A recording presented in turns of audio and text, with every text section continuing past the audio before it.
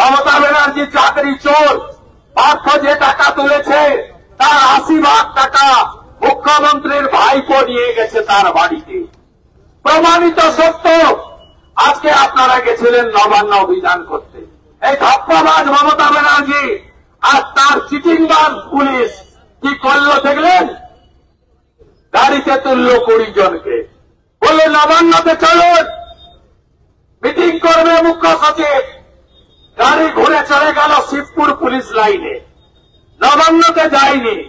মুখ্য সচিব ওখানে এসে মিটিং করলো। এই আন্দোলন থেকে মাকুদের বের করে দিন, পতাকা ধরতে হবে না, বিজেপির লোকের অভাব নেই। 2,33,27,000 ভোট পেয়েছে বিজেপি। 26-এ ক্ষমতায় আসবে, ভোটার তালিকা পরিষ্কার হবে। কালীগঞ্জে ভোট হয়েছে, 2টো ক্যামেরা ছিল, ভিতরে একটা বাইরে একটা। গত বছর কি করেছে জানেন? লোকসভা ভোটে প্রত্যেকটা ভেজে সকালবেলা 8টা থেকে 10টা, বিকেলে 4টে থেকে 6টা, 5,000 করে বুথে ক্যামেরা বন্ধ রেখে ছাপ্পা মেরেছে। আমার কাছে সব ডকুমেন্ট আছে, তাই ইলেকশন কমিশন ধরে ফেলেছে এই রাজ্যের চিটিংবাজি ব্যবসা। তাই আমি আপনাদের বলবো, আপনাদের আজকে মমতা টুপি পরালো পুলিশকে দিয়ে, যাওয়ার কথা নবান্ন, চলে গেল শিবপুর লাইনে। দেখা করার কথা মুখ্যমন্ত্রীর সঙ্গে, দেখা করলেন মনোজ পথ, যিনি 6 মাস এক্সটেনশনে আছেন। 31শে ডিসেম্বর আপনাদের চাকরিও নট, বেতনও নট, আর মনোজ পন্ত ফট। অতএব আপনাদের কার সঙ্গে মিটিং করালো আজকে? এই আন্দোলন থেকে মাকুদের বাদ দিন। মাকুদের না বাদ দিলে আন্দোলন সফল হবে না। অভয়ার আন্দোলনকে নষ্ট করেছে এই মাকুরা, সেকুরা, টুকরে টুকরে গ্যাংয়ের লোকেরা। তাই আপনারা এই আন্দোলন রাষ্ট্রবাদীদের নিয়ে লড়াই করুন, আমরা আছি। দেখুন, এই চাকরি হারাদের যে বিষয়টা, এটা তো সুপ্রিম কোর্টের একটি রায়ের পর দাঁড়িয়ে সমস্যা, এবং সুপ্রিম কোর্টের সেই রায়ের সঙ্গে রাজ্য সরকার ভিন্নমত পোষণ করে এবং তার আইনি প্রসেসও চলছে। তার পাশাপাশি গ্রুপ সি গ্রুপ ডিকে একটা অন্তর্বর্তীকালীন ভাতা বলুন বা একটা রিলিফের ব্যবস্থা করা হয়েছিল, মানবিকতার খাতিরে মুখ্যমন্ত্রী করেছিলেন। কিন্তু আমাদের এখানকার বিরোধীদের, এই রাম বাম এবং কংগ্রেসের, এদের একাংশ হচ্ছে সকলের চাকরি খেতে হবে, অন্তর্বর্তী কিছু দেয়া যাবে না। মুখ্যমন্ত্রী চাইছেন সমস্যাটা সমাধান করতে, এরা চাইছে জিইয়ে রাখতে। যাদের চোখের জল বুকের আগুন, সেটা সমাধান না করে এইটা নিয়ে তারা রাজনীতির চেষ্টা করছেন, এদের আবেগকে বিপথে চালিত করতে চাইছেন, এবং সেই কারণে এই ধরনের ঘটনাগুলো ঘটছে।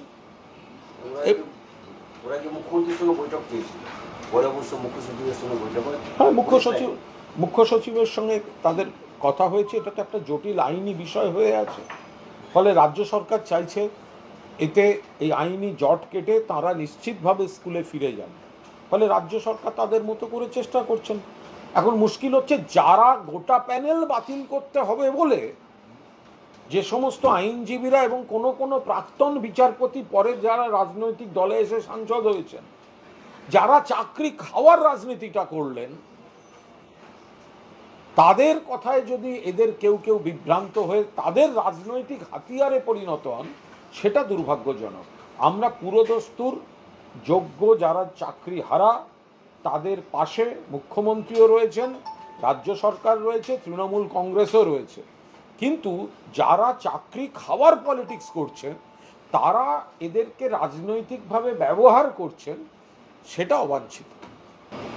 না, সুকান্ত মজুমদার ব্যর্থ বলেই তো বিজেপি শ্রমিক ভট্টাচার্যকে দায়িত্ব দিয়েছে। ফলে সুকান্ত মজুমদার চেয়েছিলেন তাকে আর ওই চেয়ারে থেকে যেতে, শেষ অবধি চেষ্টা করেছেন থাকতে। এবার বিজেপি তার দল তাকে রাখেনি, সেই জন্য একটু অভিমান হয়েছে। আপাতত একটু এদিক ওদিক ঘুরু ঘুরু, তো এই বাইরে যাবে কোথায়? বালুরঘাটে বিজেপিও খুঁজে পাওয়া যাবে না। ভোটটা আসুক না, বিধানসভা খুঁজে পাওয়া যাবে না বালুরঘাটে বিজেপিকে। তো সুতরাং দেখুন, বিজেপি একটা আলাদা দল, ওদের কে কোথায় যাচ্ছে না যাচ্ছে, কার জেলায় কি হচ্ছে, এটা আমাদের সাবজেক্ট নয়। কিন্তু সুকান্ত মজুমদার তিনি বিজেপির সভাপতি ছিলেন, ব্যর্থ সভাপতি। তিনি ক্রমশ তার সভাপতিত্বে দলটা কমতে কমতে কমতে কমতে গেছে এবং তিনি তারপরে আবার সভাপতি থাকতে চাইছিলেন। দিল্লি তাকে বসায়নি, শ্রমিক ভট্টাচার্যকে বসিয়েছে, তাদের ব্যাপার। তো এখন সেই জন্য তাদের মধ্যে একটা মান অভিমান এইসবের ব্যাপার চলছে।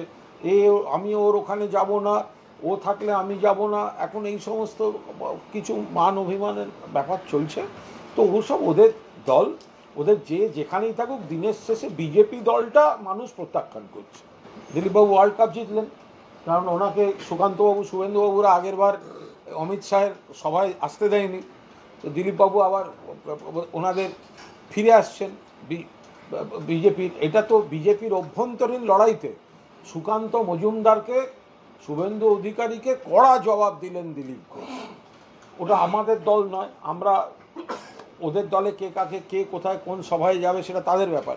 কিন্তু আমাদের বেশ মজা লাগছে এই যে দিলীপ ঘোষকে সুকান্তবাবু, শুভেন্দুবাবুরা কোণঠাসা করছিলেন, আবার শ্রমিকবাবু এখন সভাপতি হতে দিলীপ ঘোষ, শ্রমিকবাবু এবং পুরনো বিজেপি তারা বলছেন আমরা এখন সব জায়গায় থাকবো। দল বদল করে আসা বা নব্য তৎকাল দল বদলু যারা দল হাইজ্যাক করছিল তাদের আবার বদলা নিতে নেমেছেন। এটা দিলীপবাবু দেখিয়ে দিলেন সুকান্ত মজুমদারকে, তুমি আমার কিচ্ছু করতে পারলে না, আমি আবার ফিরে এলাম, আবার সে এসেছে ফিরিয়া।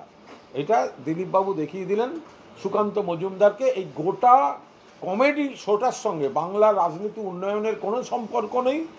মানুষ তৃণমূলের দিকে থাকবেন এবং বিজেপিকে প্রত্যাখ্যান করবেন। কিন্তু এই যে বিজেপির মধ্যে যে কমেডি রিলিফটা, এটা আমাদের পক্ষে খুব বিনোদনমূলক।